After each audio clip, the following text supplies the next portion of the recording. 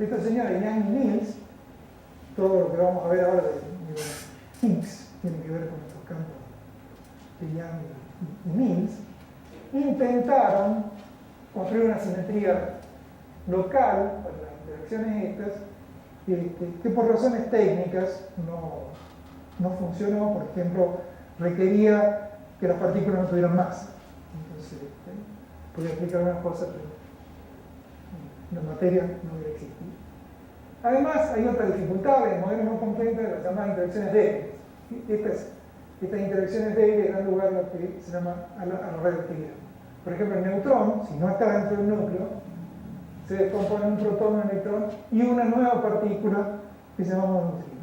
Y de hecho, cuando se empezó a estudiar, empezaron a aparecer nuevos candidatos a ser partículas elementales, de manera que este modelo que tenía nada más que 3 partículas, o si le agregamos positrón, 4, centenares de candidatos a partículas elementales. Entonces, pero, cuando se avanzó más, todo esto, cada vez los aparatos, como mostré, son más grandes. El primero de estos, que fue el ciclotrón el primer aparatito para acelerar partículas y hacerlas chocar, tenía más o menos el tamaño.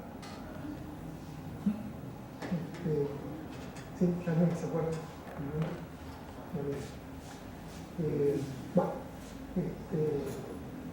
Bien, entonces cada vez aparatos más grandes para poder hacer las cosas. Entonces, cuando los aparatos fueron suficientemente grandes, se encontró que los protones, que se pensaban que era algo como la concepción griega de los átomos, algo que era elemental, que era la última división de la materia, en realidad eran algo parecido a los átomos, que estaban armados con quarks, que son otras partículas candidatas a ser más elementales.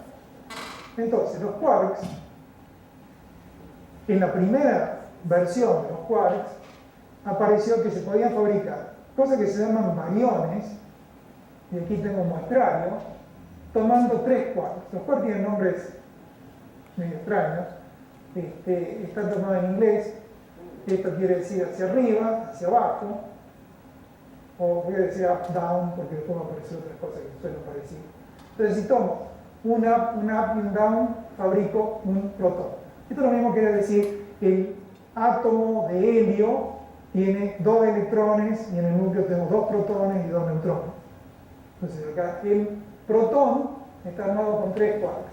El neutrón también está armado con 3 quarks, pero mientras aquí tengo 2 U y un D, aquí tengo 2D y 1 U. Y estas son otras partículas que se habían encontrado. Y esto, que aparece una S aquí y una I, son otras cargas, otro tipo de cargas transportadas, que les conté, que tienen valores enteros. Acá vale S, vale 0, en esta vale 1, en esta vale, menos 1, aquí vale menos 2. No conocemos ningún campo asociado con esto, solamente sabemos que las partículas tienen esa carga, y esa es una simetría global. Bueno, y también se fabrican estos otros objetos que se llaman mesones, pero aquí en vez de tener 3 quarks, tengo un quark y un antiquark. El anti significa que cualquier carga que transporte, si el quark tiene una carga positiva, el antiquark tiene una carga negativa. Cuando lo junto, la carga total es 0. No quiere decir que desaparezca, simplemente que la carga total es 0. Entonces, aquí la carga es el 0, acá está tomada 3 veces. Bueno, después se encontró que hacía falta más quarks. No solamente hacía falta más quarks, no sé, voy a abusar y tomarme 15 minutos más. Resulta que ninguna de las cargas que hemos visto hasta ahora servía como candidato a transformarse en equivalente al campo electromagnético. Por razones que no puedo entrar, quizás porque no sé. Fue necesario asignarle a los quarks esta propiedad, que es como una carga, pero le llaman un color, te voy a explicar por qué, y podemos conceptualmente decir que es rojo, verde y azul. No son colores de cuaderno permito. Tenemos que pensarla como lámparas que emiten esa luz.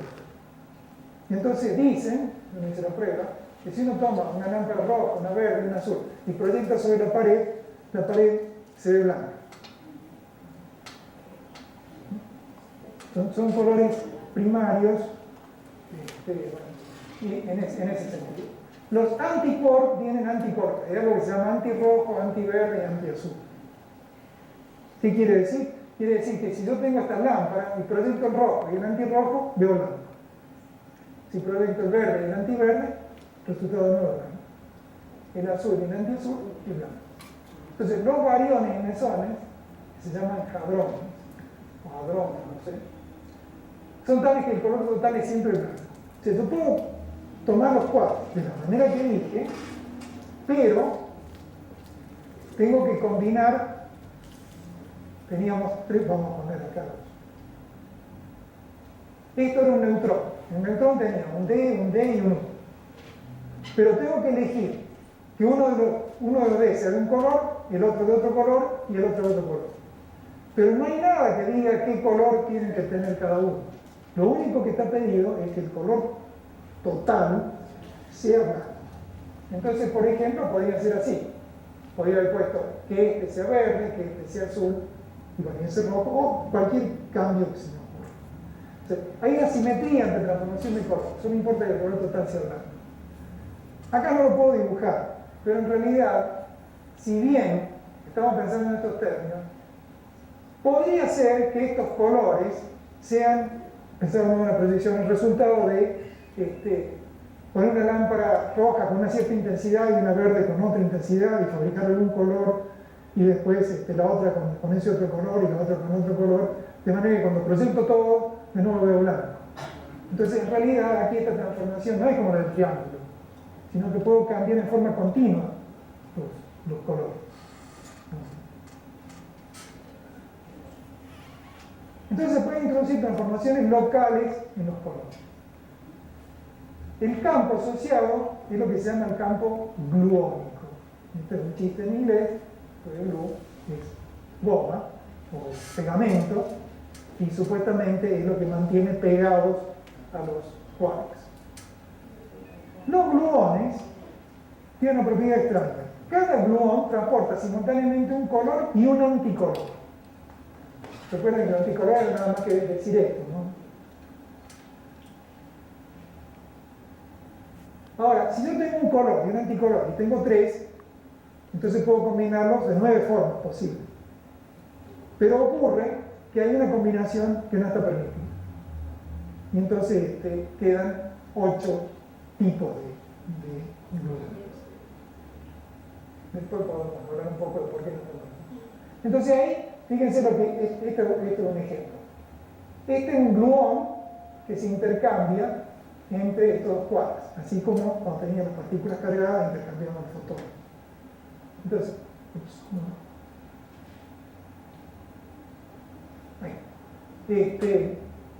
aquí tengo azul al medio y antiverde, este es más rojo, es un antiverde, de manera que a este quark le sacó el azul, se lleva un antiverde y deja verde. O sea, verde más antiverde, no queda nada, azul, verde, rojo o blanco. Aunque no parezca, esta combinación es blanco. Entonces esto ahora, haciendo algo más estilo de dibujo animado, mostraría cómo se intercambian los colores a través del intercambio de los gluones, y eso es lo que resulta en la que llamaríamos fuerza de interacción entre las partículas. Y ahora entonces vamos un poco a lo que es en la actualidad el modelo estándar, llamado modelo estándar. Aquí están los quarks de los que hemos hablado, más este que se llama extraño. Pero después, como le dije, se vio que hacía falta agregar otro quark. Los nombres aquí son, hay que tomarlos como están. Este es el charm. Este se llamó originalmente beauty, pero bueno, después quedó como bottom, ¿no? Y top. Pero top y bottom, up, down, tiene que ser más o menos lo mismo. Si no, olvídense todo eso, son U, D, C, S, T, B. Y aquí ocurre algo que es uno de los tantos misterios que no se entienden. Hay estos, si se acuerdan, son los que aparecen en la formación de los átomos. Estos aparecieron después y estos todavía más después. Estos son mucho más pesados, requieren mucho más energía que los anteriores.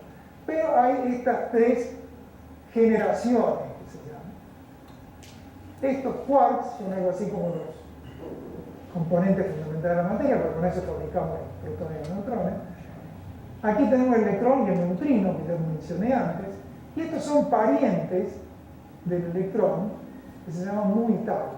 Pero a su vez llevan una carga que no tiene un campo asociado, que se conserva, que es algo así como una carga electrónica, una carga muónica y una carga tauónica.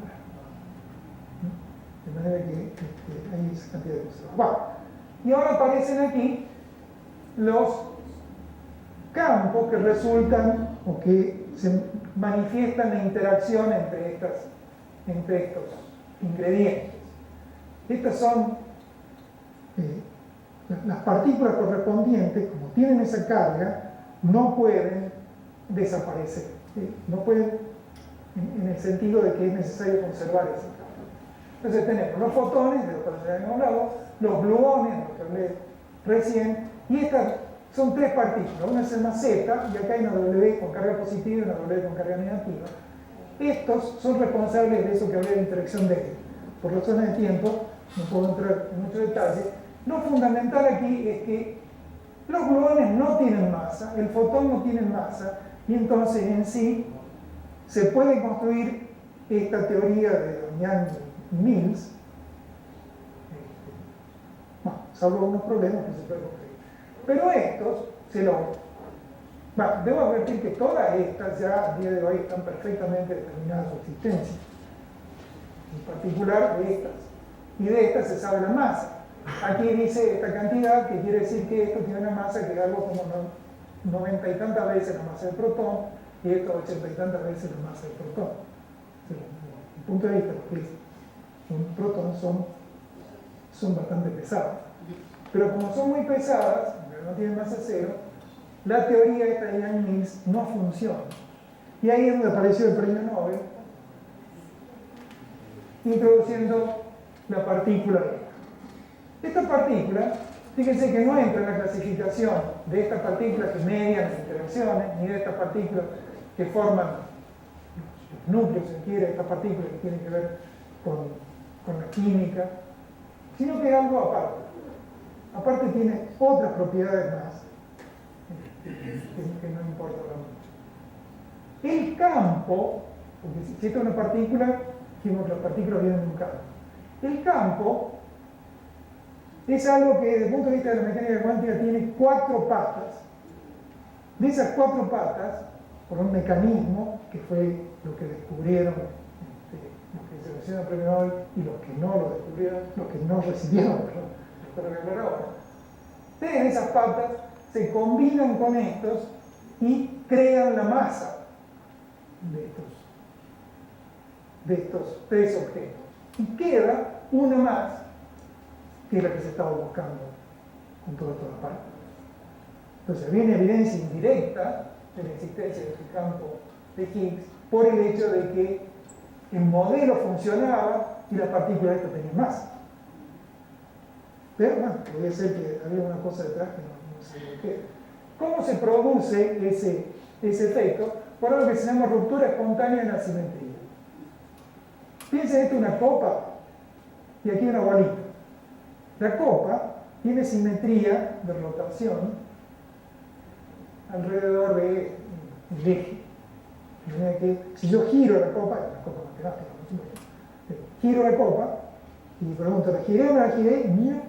No me puedo dar cuenta, porque es exactamente idéntica a lo que era antes de girar. Pongo ahí una bolita, la bolita va para el fondo. Esta situación es perfectamente simétrica. Ahora, en vez de la copa, pensemos que tomo una botella de vino, le corto un pedazo. De nuevo, una botella de vino matemática, de manera que si la giro, sigue siendo idéntica a sí misma. La bolita, obviamente, es idéntica a sí misma, girándola. Pero si yo la pongo ahí, ¿qué es lo que pasa? ¡Pum! Se viene por un costado. ¿Para cuál? Cualquiera. No hay nada que me diga. Pero resulta que no hay nada en este montaje que me diga para dónde va a ir.